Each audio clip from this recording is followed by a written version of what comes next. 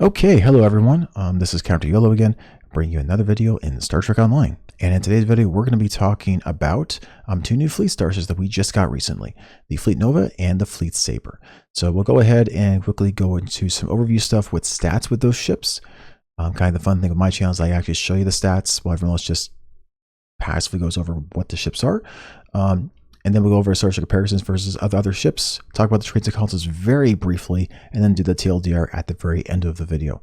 Feel free to see the time links in the description or at the time bar at the bottom of the screen. And so, yeah, with that said, we'll go ahead and get started. Now with this, I will start with the scout ship and then go into the escort for both of these two initial sections. So starting with our scout ship, this is the rough stats of what we have for our 60 science vessels prior to this one. On average, for all 6 science vessel subclasses combined, you have roughly a little bit lower hull, a little bit higher shields, and basically average when it comes to rough maneuverability versus all of the other starships, which is kind of to be expected. I mean, science vessels are known for their shields and not for their hull. And their master package isn't particularly the greatest. Their only really good thing in here is exotic damage. So, and most of the other subclasses don't really enhance exotic damage any further in its mastery package. So that is a bit of a downside for science vessels in general. Also, they have the worst carriers, but we'll talk about that in another video as well. Whenever we do the finale of the Ranking the Starships videos. These are the range of all starships, and this is the range of science vessels in particular. Now, when it comes to the science vessels subclass of the science starships, what you notice is that they will still have an average lower hull and slightly higher maneuverability. The big issue with science vessels, frankly, and this is me just being realistic here, is that they're pretty much just scout ships without the flexibility and extras and damage enhancement. And that's why when you look at scout ships that get to replace some of the really horrible shield HP and shield resistance with accuracy and crit severity, you're already starting to see that scout ships really are the optimal DPS platform for exotic damage inside of this game.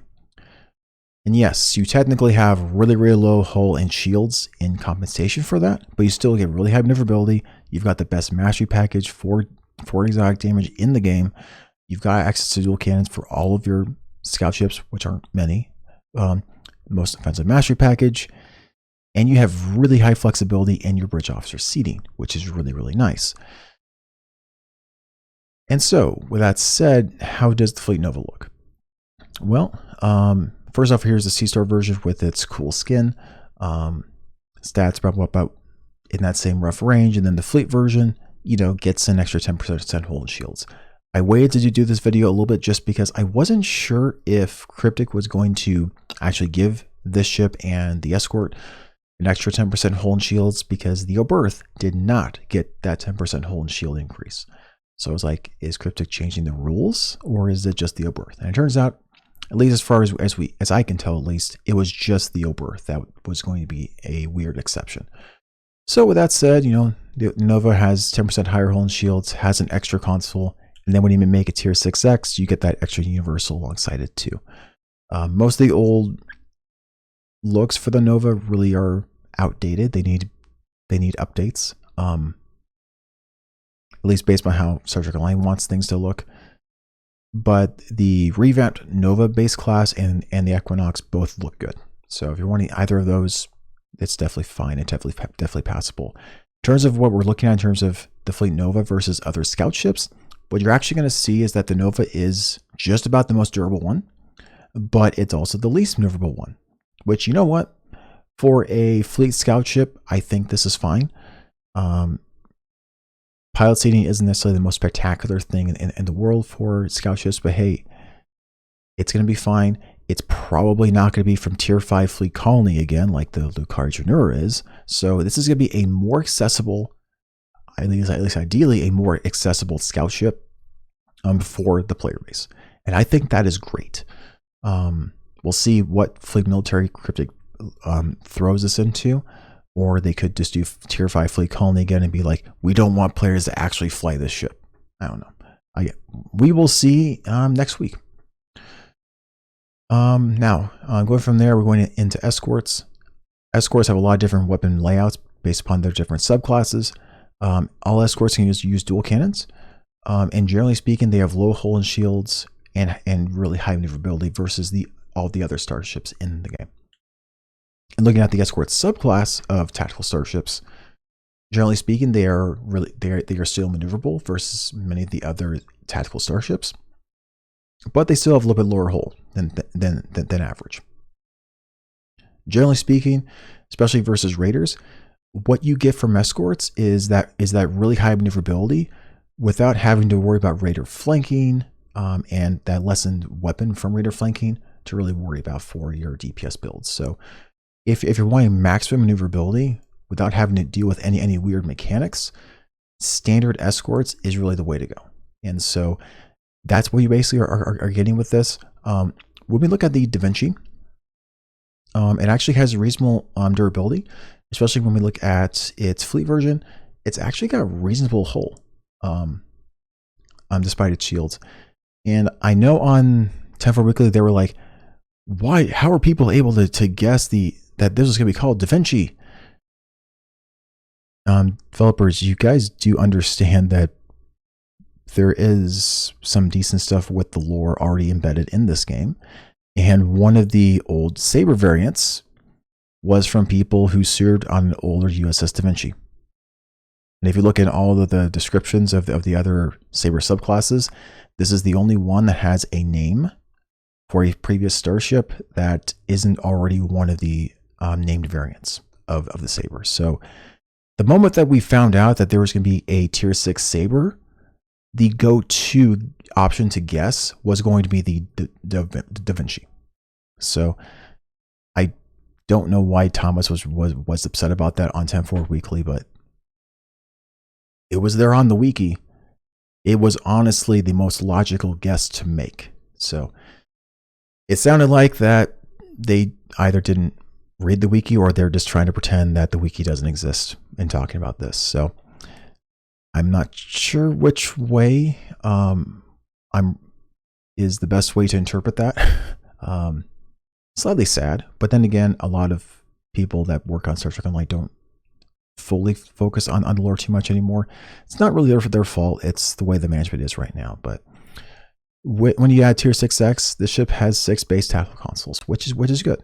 Not as good as some of the other Miracle Worker starships in the game, but all those ones that have more than 6 are not from the fleet and not from the sea store. You have to go outside of that to get better ones. So yeah, beyond that, when we look at regular escorts versus this ship, what you're going to realize is this ship actually has reasonable durability for a fleet starship. At least when it comes to this subclass. There are other subclasses that do better, but when it comes to escorts, a 1.2.1 hull is really high. You realize the range is 0.9 to 1.25 for regular escorts. So that's good hull. Most of them have really low shields. There's a couple of weird outliers that have high shields, but besides like the Zenkethi escort, like you really don't see escorts with shields that high at all. So when that being said, you've got reasonable hull and you are on a little bit of the lower end when it comes to maneuverability. It's still decent impulse, but it's not like the Rising Corvettes, like level speed, but it's still reasonable and it's lower on that inertia too. So generally speaking, the Sabre is a durable escort from the fleet that makes some concessions to give you that Commander Miracle Worker seat. And I think that is completely reasonable. So yeah, with that said, with the stats stuff out of the way, let's go ahead and get into the comparison stuff. Now for this, I will have the science part really short. When it comes to scout ships, there aren't a ton to really compare to, honestly. Otherwise, we're going into more weapon-based stuff, and scout ships really thrive on the pure exotic stuff because they're legitimately the best subclass of science vessels for that. So that said, we'll show the old stuff first to show you where it came from. Here's the Fleet Nova and Fleet Olympic. I always show the Fleet Olympic. I at least try to because I love the Olympics design, even though it is a circle front, and I know people don't like that. I think it should be a Commander Science Miracle Worker Starship in the fleet, but that's just me being me on that. Obviously, when you look at the base stats of the Fleet Nova, the old Tier 5 one, it is in that realm of maneuverability of what you would kind of expect in a scout ship, which is why in the Missing Specializations Combinations video, at the very end when I said, hey, here's a couple of Tier 6 starships, if I was going to make them, so I would make them. My proposal in that video was to have a Tier 6 Fleet Nova scout ship with Lieutenant Commander pilot seating, and had to have it be a scout ship. They decided to make it a commander pilot instead of Lieutenant Commander pilot, which I think is totally fine. Now, the big downside, obviously, is that there is a promo pack starship that also has commander pilot and is a scout ship. So there is, well, there's some things to be said about, you know, generally speaking, you know, which one of these ships is better. And if we're talking about PvE, I might actually veer towards the Fleet Nova, to be honest. In PvP, having Miracle Worker seating, by and large, is going to be better. You've got extra debuffing stuff, and at least ways to clear debuffs with Miracle Worker things in PvP.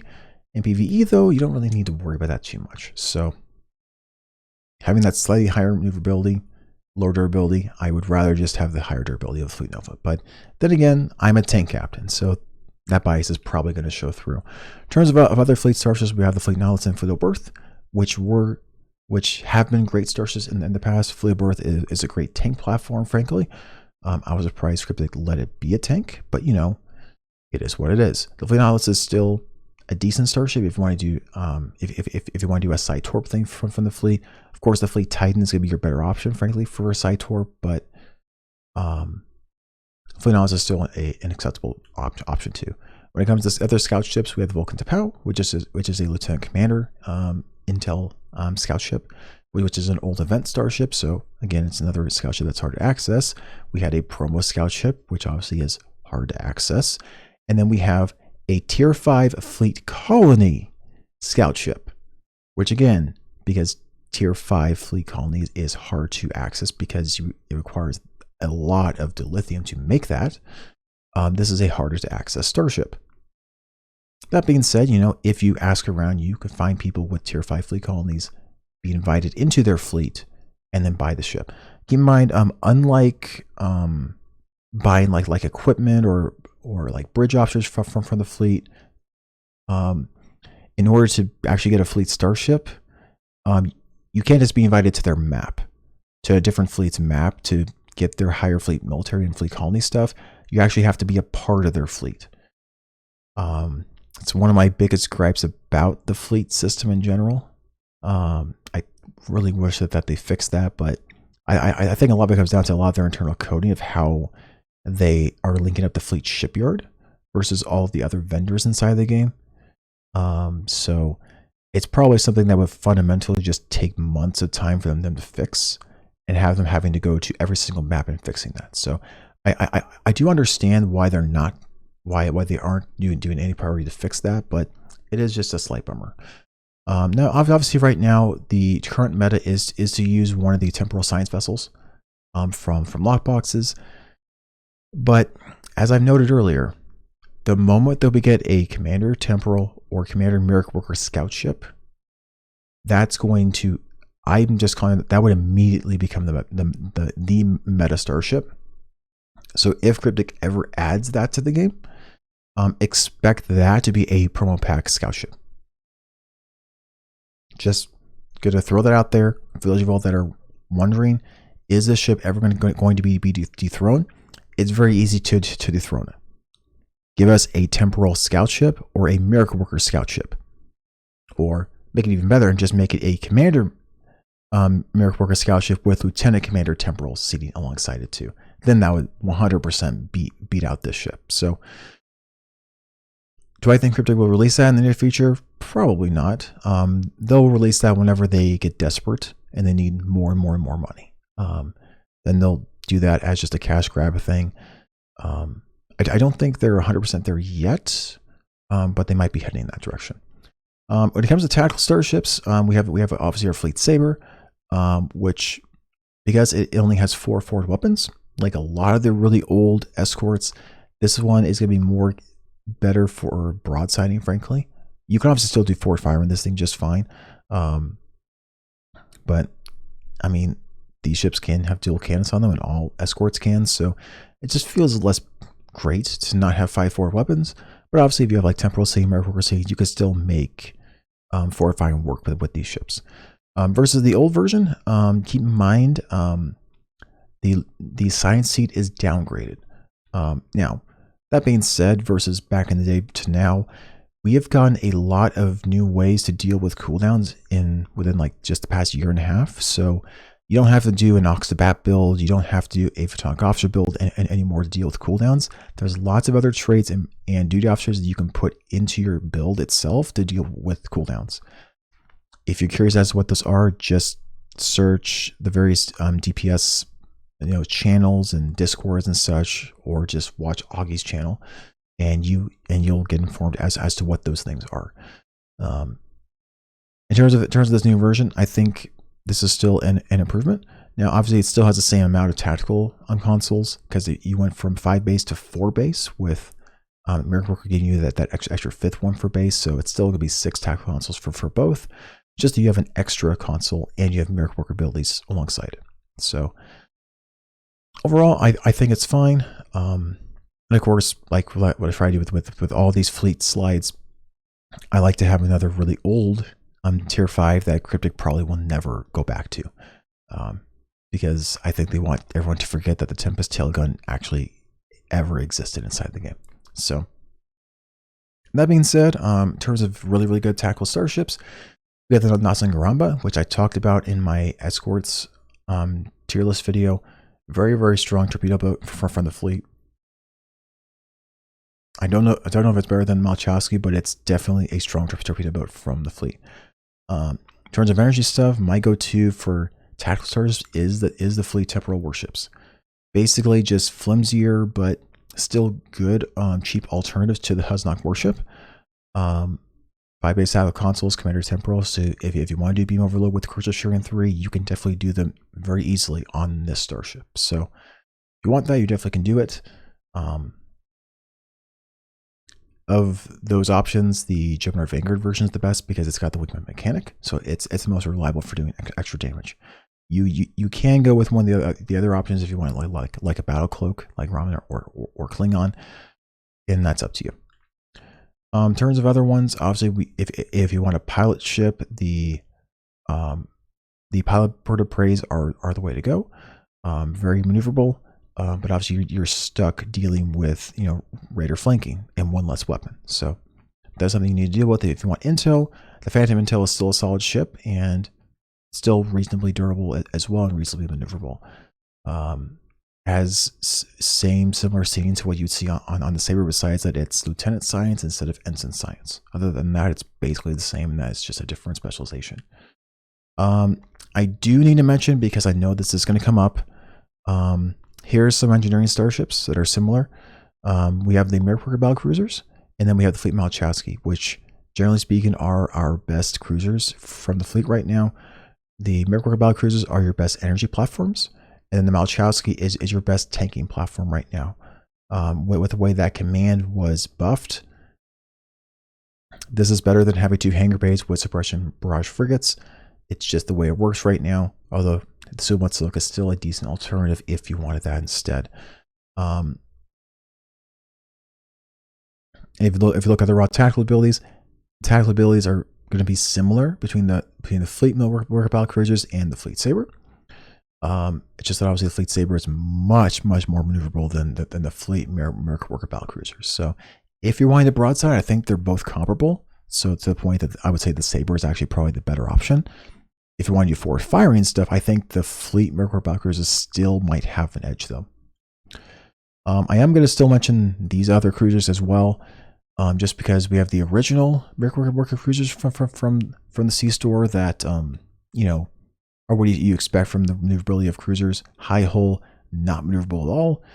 Then you kind of have this middle of the road starship of the legendary Constitution Miracle Worker light cruiser, which has reasonable durability, reasonable maneuverability, all the way over to our new Fleet Sabre, which has even lower durability, but even more maneuverability. So depending upon where you feel that you need to have your maneuverability, those might be other options if you were thinking about spending 3,000 centuries to get the C-Star version of the new Fleet Sabre. So other options, actually, now that I think about it, the TLS Connie is from the 10th anniversary bundle, so that's not the 3,000 Zen Starship. So much more expensive. And of course, if you want for more expensive stuff or just for one character, the Lobai Maki Raider is an even more maneuverable starship, less durable, and of course you have the downside that you have to deal with Raider flanking. So, and yes, it is technically improved Raider flanking because it doesn't have a cloak. But generally speaking, nowadays for comparison videos, I don't really differentiate between regular and improved Raider flanking. It's a difference of 7% damage. Which I don't feel is really important enough to add an extra word in slides now. And then, of course, the Valborg Juggernaut is a very, very not maneuverable starship, but it is a Miracle Worker starship nonetheless. So if you're wanting something that's reasonably durable, but also reasonably maneuverable, I think the Fleet Sabre is a decent budget option that kind of like cuts the difference between these two ships for the cost that you lose one tactical console. So that being said, I think it is fine. Obviously, we have some other classics from the C-Store, the German Vanguard warship, if you don't care about full Miracle Worker, but want 5 forward weapons, this old classic is still a great option. If you prefer torpedoes, the Appalachia is still a great platform too. When it comes to the raw escorts that are durable, and in same rough maneuverability as this ship, there are some other ships that I initially thought of as well. We have the Fleet Mata Raptor, which Raptor was the old name for escorts for the KDF. Cryptic decided to change new KDF stuff to escorts just because it was more clear to the player base. Still has the same hull, a little bit lower shields, and it has 5 forward weapons, but it only has a lieutenant intel seat. And it's commander tactical and lieutenant tactical. So overall, I would say the Mata is still worse than the Sabre when it comes to like a broadsiding build. But if you want to do forward firing, the Mata still has its merits too. The Legendary Columbia is another one of those splitting the different starships as well. It's like splitting the difference between what our temporal warships are now from the fleet as well as the Huznok warship. It's trying to split the difference between the durability between those two ships. For what both ships are kind of like offering for you and giving you a less strong subclass as a result. Because the Huznok warship and the temporal warships have the warship master package, which replaces that defense of the master package with crit severity. So those ships are still going to be better than the Legendary Columbia, but the Columbia is still a decent option, and it is still very comparable to the Fleet Sabre. All right, hopefully that was interesting to you all. As for traits and consoles, again, I'm not going to go too much into this because I know other creators have definitely gone into this. As for the new trait, for pretty much any TFO outside of IC and HSE, this is a best in slot trait 100%. It also should be decent in PvP because PvP matches can be grueling and last a long time. The big thing about trait obviously is that any pilot or control ability gives you 0.5% crit chance, and it stacks up to 20% crit chance, and that lasts for 5 minutes. So if this is going to be a meta trait, it's probably going to be on exotic builds for HSE. Maybe it's good enough for ISC, potentially for them too, but I would say if it's going to be meta, it's probably more likely meta for HSE. Could it be good for those things? Sure. The console is going to be like hot garbage, frankly, with the issues that it would provide if it actually was good. So don't count on the console actually being good because it's trying to do healing and damage. The moment that you ever really see that in a console, count on it being horrible is what it comes down to.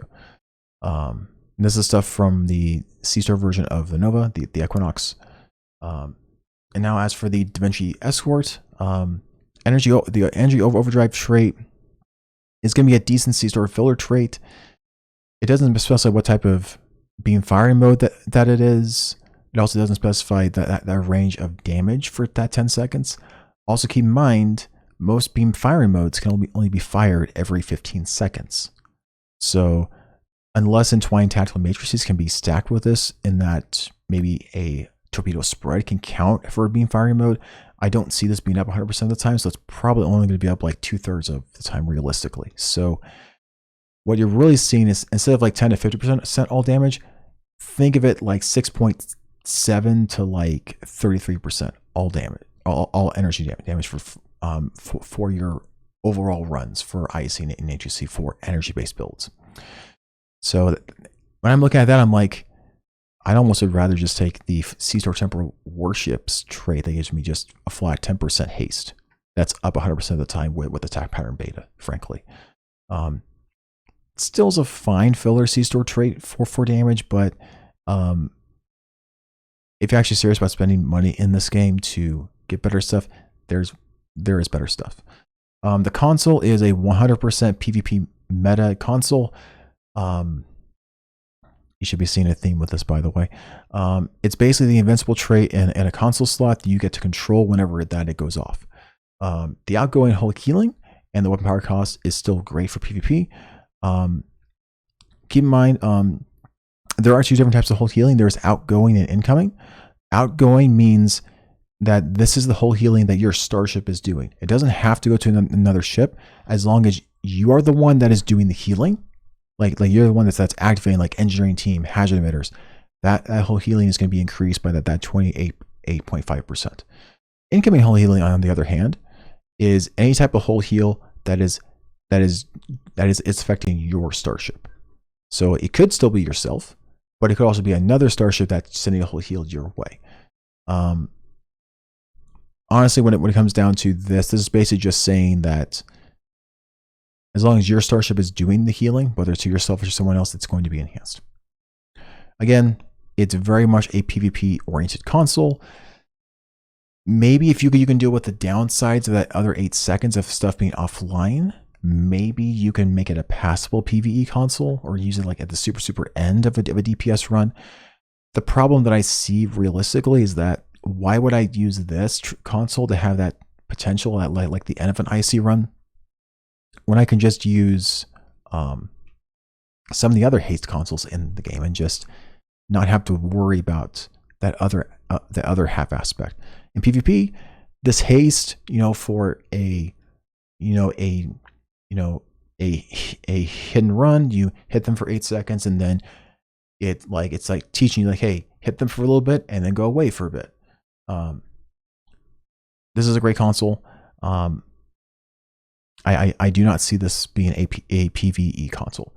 The Gatling emitter, the experimental weapon, it's more fun than practical. It takes 3 seconds before it actually starts firing. And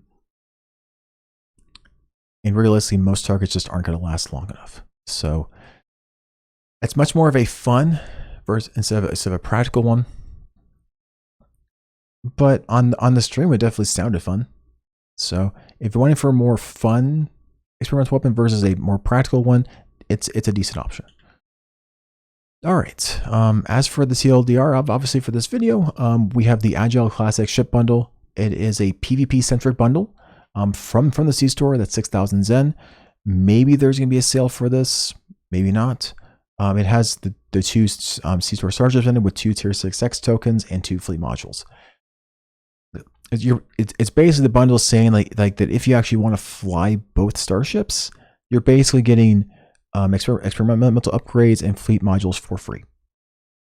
But otherwise, you aren't getting sales on the starships. So if you're only wanting the starships and not wanting those other things, it might be better to just wait for like Black Friday, at the Black Friday time frame, when things are going to be like, a lot more cheaper, and get the ships individually that way. If you don't care about the upgrade tokens and fleet modules, like if you're only buying these ships for the traits and consoles and don't plan on actually flying them, getting it that way is probably the better option. Or if you're doing one character per starship, like I do, where every character is going to have the fleet modules anyways, it might still be better just to buy the ships individually whenever the ships themselves are going to be on sale. So it is slightly disappointing that there's nothing else extra in the ship bundle. At least on the blog, it didn't seem like that there was. it's probably just another one of those, hey, let's make a not so great bundle, like with no cool extras, throw it out there so we have to have the excuse to say that yes, we tried to do more PvP stuff in the game. It obviously didn't sell well, so we'll continue to ignore PvP. You know, it's part of this vicious cycle to say that yes, Cryptic tried, and then our weak try didn't work. Let's go ahead and go over to the other big bucks starships and do those things instead.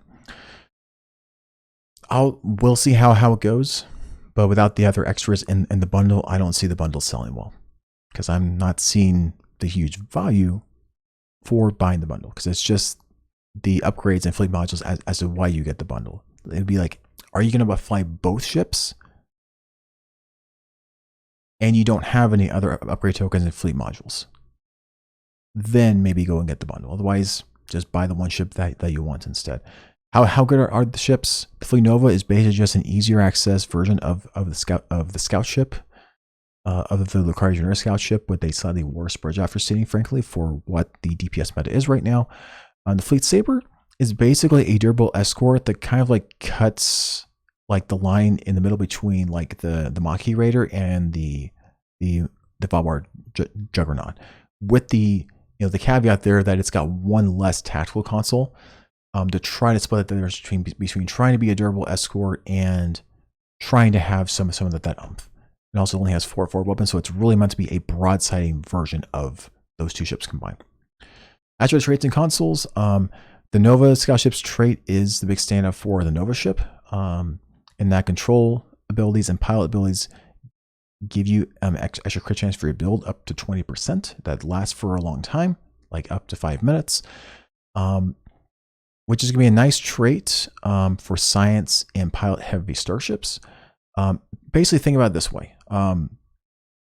Besides your exotic boats that are going to really want this trait, there might also be, let's say hypothetically, I might have done a video on like the best to worst escorts in a tier list, and stuff towards the end were stuff that had lots of science abilities and lots of pilot abilities.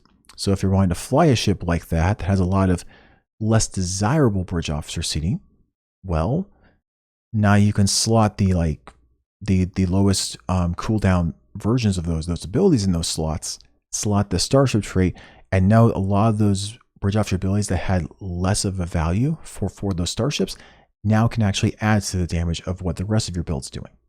So this does, alongside help in exotic builds, it also does help science and pilot heavy starships have some extra oomph and like teeth to their builds, and I think that's great for the trait itself. It's a nice side thing that I'm not sure that they were intending, but it's a nice side thing nonetheless. The console is completely garbage from the scout ship. There is almost no way this console is actually going to be good, or if it is good, it could potentially cause issues with threat. So just gonna throw that out there. There could be issues potentially if the console is actually good. As for the Sabre, the experimental weapon is going to be hot garbage. Don't worry about it. It's for fun. The console is 100% going to be a meta PvP console. Again, this is a PvP centric bundle, so it makes sense that we have a trait and a console that are both really good. The second part of the console makes it really bad for PvE. So if you're only about PvE, you might actually want to just skip out on the Sabre. I don't really see the Sabre actually having stuff that's going to be meta defining or anything for PvE stuff. Only the Nova Scout ship would be one that actually affects PvE stuff.